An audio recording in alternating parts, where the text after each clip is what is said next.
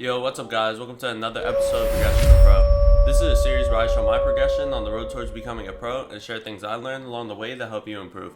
If you enjoyed the series and want to support me further, please consider using code Howl in the item shop.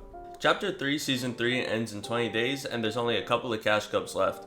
I'm going to show you what my plan is for next season and what I'm working on leading up to it. One issue I've had all season and the biggest thing holding me back from becoming a pro is my aim. I've said it so many times and I always say I'm going to work on it and I do, but not as much as I should be. It has sold countless games and tournaments and I still don't treat it as my number one priority to fix. Now I'm focusing on my aim more than anything. I'm covexing with a routine made for me specifically and I'm playing for proper technique instead of scores. In game, I'm also starting to play a bunch of aim duels to work on my SMG aim, which has been very questionable in the past. I can usually get my friends to aim duel for a bit, but when no one is online, I just use Raider's aim training map where you can aim against bots with similar movement. I prefer to aim against real players for the actual movement, but sometimes it's hard to find the aim duel, so this map is super useful.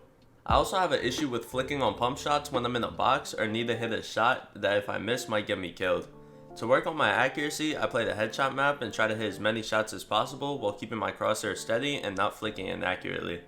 To simulate scenarios where the pump shot can make or break my game, I play realistic PvP and 50-50 everyone and really focus on hitting all my shots and not flicking.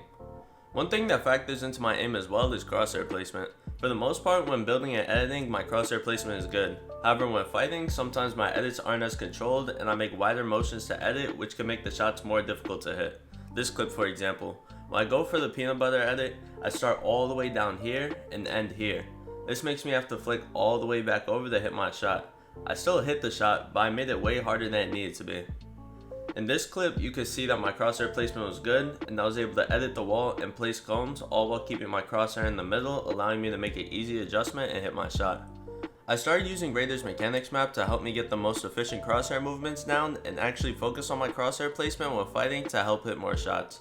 I also switched my mouse grip, which has helped me gain more control. If you ever pay attention to my cam on stream, you can see that my pinky is just hanging off my mouse whenever I'm building and most of the time when aiming. I noticed that my wrist is also off my desk when both building and aiming. I thought nothing of this until I watched the video off the Kovex YouTube channel about wrist placement and they said this. The problem with hovering is that you are sacrificing control. It's the same reason why we rest our hand on a surface when handwriting. If you try to write something while hovering, it becomes unstable and imprecise. This is why it's recommended to also have your arm in contact with the desk when aiming. With your arm and wrist floating, you will suddenly feel the muscles in your hand, forearm, upper arm, and shoulder activate. These muscles are no longer directly contributing to your aiming action. Instead, they're just trying to keep things afloat, and over a session, they will fatigue and they will stop listening to you properly. They explained it really well. I have less control when my wrist is on my mouse pad, and that was contributing to my shaky aim. Now that I know this, I've switched my mouse grip from having my pinky hanging off the side to having my pinky and my ring finger towards the top of my mouse, stabilizing it more than before, and have my wrist making contact with my mouse pad for more stability as well. I've already noticed improvements in my aim using this new grip, I just have to make sure I don't accidentally fall back into using the other one. Last thing I did was switch my sense from 8% on 800 DPI to 3.5% on 1600 DPI. My sense felt kinda fast, so I decided to lower it to see how much of a difference it would make, and I can say that it does feel more controlled and my mechanics still feel the same. If you're confused with the numbers, I only lowered my sense by 1%, but I doubled my DPI, so I split 7 in half to get 3.5. If you're wondering why I switched my DPI to 1600, I'll put an explanation from an old video about aim from another YouTuber named Billy Bicep up on the screen. You're really experiencing is an improvement to responsiveness. 1600 DPI saturates your 1000 Hz polling rate without overloading the sensor. So if you raised your DPI from 400, you'll feel that your mouse and screen are moving more at the same time, more in sync with each other. With all these new improvements and heavy focus on practicing aim, I should see some good improvement going into next season. The other main focus for the rest of the season is getting good at endgame, specifically in solos. If you watched my last video, you already know my endgame needs a lot of work. I've been doing lots of VOD reviewing of pro players as well as playing solo scrims. The solo scrims that I'm playing are Congarna and Noble. Right now, I'm mainly playing Congarna scrims. The players in here aren't the greatest, so I'm only going to be playing these until I can win every game. Playing in these lobbies will help me master the fundamentals of endgame, and I'll learn how to win from low, how to take height, how to close out games, and all that. I'm also going to be playing Noble Scrims, which is on EU, but they run from 8 AM to 8 PM, and they always have Surge, and I'll be using that to work on my mid-game rotates and implement what I learned from Kangarna in better, more stacked lobbies. It may be more difficult while playing on a different server, but there's no consistent solo practice on NA East, and with endgame and stacked mid-game being my biggest struggle, this is my best option.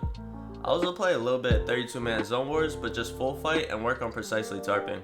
This isn't great practice for endgame, but it puts you in similar scenarios where you need to cut someone off for a refresh or look back.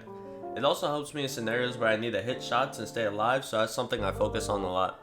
All the map codes and Discord links will be in the description if you want to check out any of these things for yourself. That's my plan for the rest of the season. Improve my aim a lot and master the fundamentals of solo endgame. My goal is to qualify for a solo Cash Cup finals. That may be aiming a little high, but even if I fall short, I'll still be making really good progress going into next season. Next season, I want to focus on becoming a really good fighter in both solo and team modes, grinding anything and everything to become a high level fighter. I'm planning to stream and make a series about the new moves and technique I learned, as well as VOD review pro fighters and post high kill games I have. I haven't worked out all the specifics, but I'm looking forward to making that. If you have anything specific you think I should add to that series, put it in the comments.